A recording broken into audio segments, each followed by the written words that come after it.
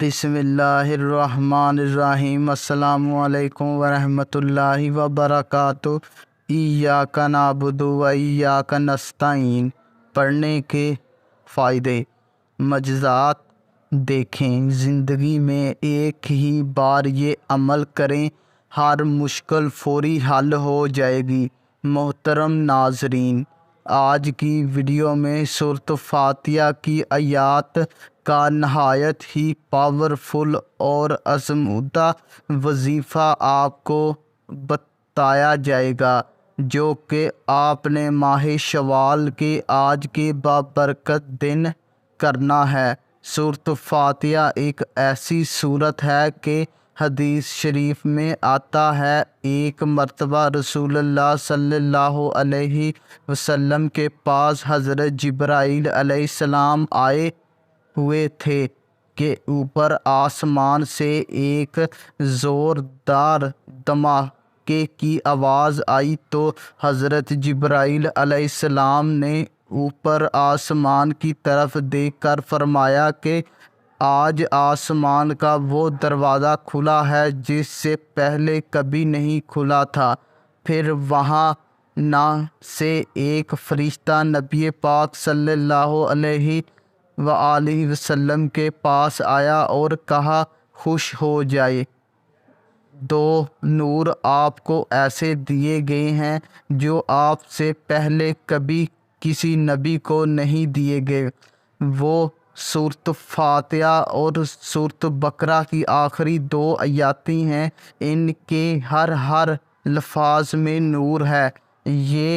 اس سورت کی یہ آیات بہت فضیلت والی ہے۔ جو اس کی تلاوت کرے گا، اس کا وظیفہ کرے گا اور بہت سے فوائد حاصل ہوں گے۔ یہ تنہائی خاص اور مجرب وظیفہ ہے۔ اس کو پڑھنے سے آپ کی تقدیر بدل جائے گی اور آپ خود دیکھ کے حیران رہ جائیں گے۔ انشاءاللہ جو شخص آج یہ عمل کر لے گا، اپنے من کی مرادوں کو پا لے گا۔ جس خواہش کے ساتھ، جس ارادے کے ساتھ اس سورت کی اس آیات کا ورد کرے گا، اس طریقے سے پڑھے گا، اس کا مقصد جائز ہو، اس کی حاجت جائز ہو۔ حضرت ابو ہریرہ رضی اللہ تعالیٰ عنہ سے روایت ہے، رسول اللہ صلی اللہ علیہ وآلہ وسلم نے ارشاد فرمایا، اللہ رب العزت فرماتے ہیں کہ میں نے قرأت کو اپنے اور اپنے بندوں کے درمیان دو حصوں میں تقسیم کر دیا ہے، اور میرے بندے کے لیے وہی ہے جو وہ مانگے۔ ایک دوسری روایت میں وارد ہوتا ہے کہ اس میں سے آدھی قرأت یعنی سورۃ فاتحہ میرے لیے ہے اور آدھی میرے بندے کے لیے ہے۔ جو بندہ الحمدللہ رب العالمین کہتا ہے تو اللہ رب العزت فرماتے ہیں کہ میرے بندے نے میری شان بیان کی۔ جب بندہ رحمن الرحیم کہتا ہے تو اللہ رب العزت فرماتے ہیں کہ میرے بندے نے میری بزرگی بیان کی۔ جب بندہ کہتا ہے ایاک نعبد و ایاک نستعین کہتا ہے تو اللہ رب العزت فرماتے ہیں یہ میرے اور میرے بندے کے درمیان ہے، اور میرے بندے کے لیے وہی ہے جو وہ مجھ سے مانگے۔ جب وہ اہدنا الصراط المستقیم صراط الذین انعمت علیہم غیر المغضوب علیہم ولا الضالین کہتا ہے، اللہ رب العزت فرماتے ہیں کہ یہ میرے بندے کے لیے ہے اور میرا بندہ جو مانگے اس کے لیے وہی ہے۔ اب میں سورۃ فاتحہ کا مختصر تعارف پیش کر کے اس کا عمل آپ کو بتاؤں گا۔ اگر اس کا تعارف نہ پیش کروں تو پھر یہ ویڈیو ادھوری ہے۔ سورۃ فاتحہ مکہ معظمہ میں نازل ہوئی۔ اس میں 7 آیات ہیں۔ یہ بات تو آپ جانتے ہیں۔ اب جو چیز جس قدر جامع صفات کلمات ہوگی، اس کے اسی قدر زیادہ نام وجود میں آئیں گے۔ یہ صورت فضائل و برکات کے حوالے سے نہایت ہی جامع صورت ہے، اس لیے مفسرین کرام نے اس کے 27 نام بیان کیے ہیں، جن میں سے مشہور نام یہ ہیں: فاتحہ یعنی رحمت و برکت اور علم و حکمت کے دروازے کھولنے والی، فاتحہ کتاب یعنی کتاب الہی قرآن حکیم کے اسرار و معارف کی چابی، امام القرآن یعنی قرآن کے مضامین کا خلاصہ، اور موخر صبر مثانی یعنی بار بار پڑھی جانے والی 7 آیاتیں، اور سورۃ الحمدللہ یعنی اللہ رب العزت کی حمد و ثنا اور مناجات والی صورت یعنی فضائل و برکات اور اثر و وضو کا خزانہ، سورۃ الشفاء یعنی تمام جسمانی روحانی امراض کی دوا۔ جیسا کہ آپ نے جانا، اس صورت کے لیے کئی سارے نام ہیں اور کئی سارے وظائف ہیں۔ حدیث مبارکہ میں اس مبارک صورت کے کئی فضائل بیان ہوئے ہیں، اگر ہمیں وہ تمام فضائل بیان کرنے بیٹھ جاؤ تو ویڈیو کافی لمبی ہو جائے گی۔ سورۃ فاتحہ کی اور بہت ساری فضیلتیں ہیں۔ قرآن کی پہلی سورت جو اس کا افتتاح کرتی ہے اور جو پورے قرآن کا مرکزی خیال ہے، جو ایک ہی وقت پر حضور صلی اللہ علیہ وآلہ وسلم پر مکمل نازل ہوئی۔ عربی زبان مفتاح چابی کو کہتے ہیں جو تالے کو کھولتی ہے۔ جو سورۃ فاتحہ نہ صرف پورے قرآن کے بند خزانے کو کھولتی ہے بلکہ اس کو پڑھنے سمجھنے سے انسانی ذہن اور دل اور سوچ کے تالے بھی کھول جاتے ہیں۔ سورۃ فاتحہ کی دعا ہے جو بندے نے پورے سلیقے کے ساتھ خدا نے مانگی ہے، سو اس صورت میں ہمیں رب سے کچھ مانگنے اور دعا کرنے کا طریقہ بھی بتایا گیا، اور ساتھ یہ بھی بتایا گیا کہ مانگنے والوں، دعا کرنے والوں، تمہیں معلوم بھی ہے کہ اللہ سے تمہیں کیا مانگنا چاہیے۔ انسان وہی چیز مانگتا ہے جس کا وہ شدید طلبگار ہوتا ہے، تو اے انسانوں، تمہیں سب سے زیادہ جس چیز کی ضرورت ہے وہ اور کچھ نہیں، ہدایت بھی یعنی سیدھا رستہ ہے، اور خدا اسے دنیا میں سب سے بڑی نعمت جو کہ تمہیں مل سکتی ہے وہ ہدایت ہی ہے۔ ذرا سوچ، تمہیں سب کچھ مل بھی گیا جو تم چاہتے ہو، لیکن ہدایت ہی نہ مل سکی تو پھر کیا ملا؟ سب ضرب سفت ہو گیا۔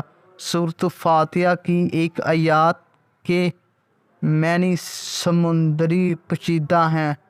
یہ اللہ کی آخری کتاب قرآن مجید کی ابتدائی الفاظ ہیں، پھر آگے سارا قرآن ہے جہاں سے ہمیں وہ ہدایت یعنی سیدھا رستہ مل جائے گا جو ہم نے سورۃ فاتحہ میں اللہ سے مانگا ہے۔ سارا قرآن مجید اسی سورۃ فاتحہ ہی کی تشریح ہے۔ یہی وجہ ہے کہ نبی کرام فرمائے گئے ہیں کہ سورۃ فاتحہ کی مثال کوئی چیز نہ ہو تو تورات، زبور، انجیل میں ہے اور نہ ہی قرآن میں ہے۔ یہی وجہ ہے حضرت علی رضی اللہ نے فرمایا کہ سورۃ فاتحہ کی تشریح میں اتنی زیادہ کتابیں لکھی جا سکتی ہیں جن کتابوں کا وزن 100 اونٹ بھی نہیں اٹھا سکیں گے۔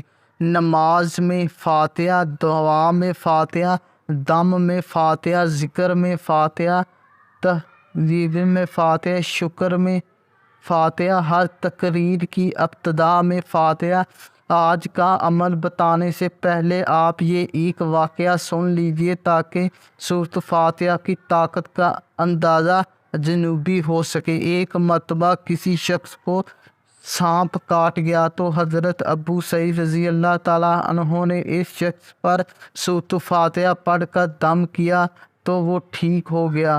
تب حضور صلی اللہ علیہ وآلہ وسلم نے فرمایا، اے ابو سعید تمہیں کیسے معلوم ہو گیا کہ یہ رقبہ یعنی پڑھ کر پھونکنے کی صورت ہے؟ اس واقعہ سے آپ سورۃ فاتحہ کی اہمیت کا اندازہ خود ہی لگا سکتے ہیں۔ اس صورت میں کتنی بار زیادہ تاثیر ہے۔ وقت کو مد نظر رکھتے ہوئے وظیفے کی طرف چلتے ہیں جو کہ آپ ماہ شوال کے بابرکت دن میں کسی بھی وقت کر سکتے ہیں، اور عمل شروع کرنے سے پہلے اول آخر 3 مرتبہ درود شریف بھی پڑھنا ہے۔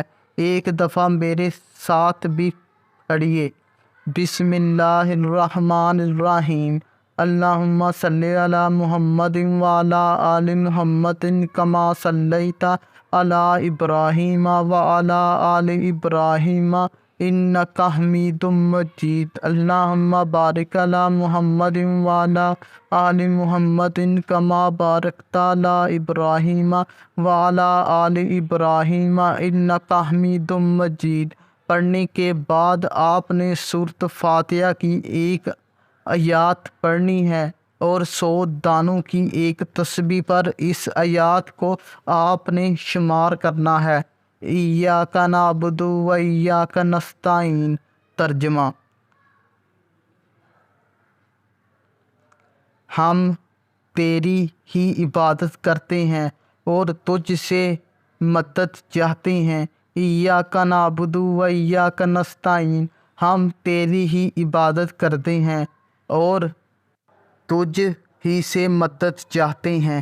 اس سے پہلی آیات میں بیان ہوا کہ ہر طرح کی حمد و ثنا کا حقیقی مستحق اللہ تعالیٰ ہے، جو کہ سب جہانوں کا پالنے والا، بہت مہربان اور رحم فرمانے والا ہے۔ اور اس آیات سے بندوں کو سکھایا جا رہا ہے کہ اللہ تعالیٰ کی بارگاہ میں اپنی بزرگی کا اظہار یوں کرو کہ اے اللہ عز و جل، ہم صرف تیری ہی عبادت کرتے ہیں، کیونکہ عبادت کا مستحق صرف تو ہی ہے اور تیرے علاوہ اور کوئی اس لائق ہی نہیں کہ اس کی عبادت کی جا سکے، اور حقیقی مدد کرنے والا بھی تو ہے۔ تیری اجازت مرضی کے بغیر کوئی کسی قسم کی ظاہری، باطنی، جسمانی، روحانی، چھوٹی بڑی کوئی مدد نہیں کر سکتا۔ اب اگر میں آپ کو اس عمل کے فوائد بتاؤں تو انہیں جان کر آپ کبھی زندگی میں اس عمل کو نہیں چھوڑیں گے۔ وہ فوائد کیا ہیں؟ یہ ہیں: جسم میں کسی جگہ درد ہو، بخار، کینسر، کالا، یرقان، فالج، نزلہ، زکام، سر درد یا عرض کوئی بھی روحانی، جسمانی، چھوٹی بڑی بیماریاں ہوں، ان سب کے لیے یہ عمل نہایت ہی شافی علاج ہے۔ جو کوئی بھی اس عمل کو کرتا ہے تو وہ ضرور اس کے پازیٹیو اثرات اپنی زندگی میں محسوس کرتا ہے۔